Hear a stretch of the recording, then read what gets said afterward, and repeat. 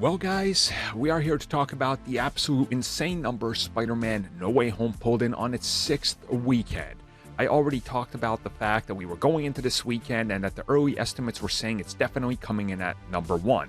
I said I'm looking at 13.5 to 14.5 optimistically on the highest end. Nobody even thought it would hit 13.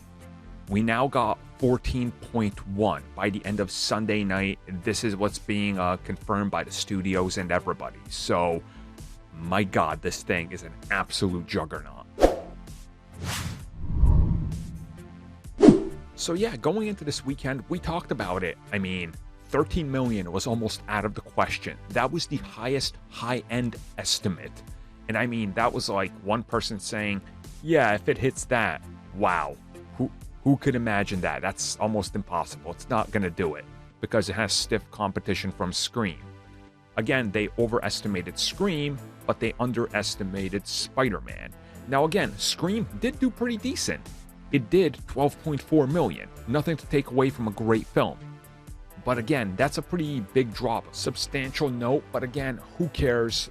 All we got to talk about is Spider-Man here. That's really the thing that's exciting here. I mean, the money for these studios just keeps on pouring in.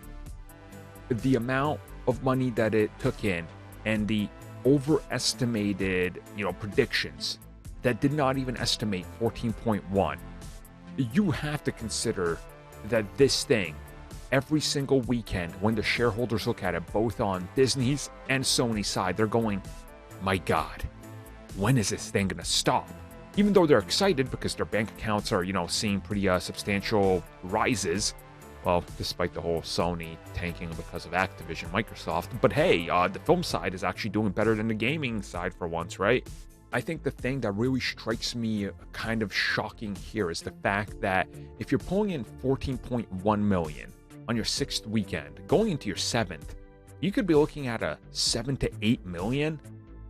I mean, at this rate, it could do what some people have said it will not be able to do. And that's get within a 150 million reach of Avengers Infinity War to maybe have a chance at top 5 if they can somehow secure a late Chinese release date. I mean, if they were to secure it, I have no doubt they would pass Infinity War and Star Wars The Force Awakens and possibly even Titanic. But again, that China release date and what they're willing to do to try to secure it if they want more money will be interesting.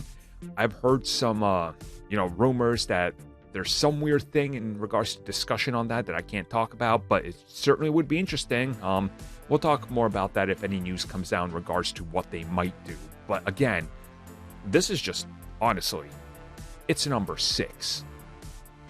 I mean, did anybody even expect this during the pandemic era? I don't think anybody did. This thing it's gone above every expectation. Like, it's sitting at number 6. Just to give you an example, everybody anticipated this thing to end somewhere around 25 to 20. Think about that. Amazing.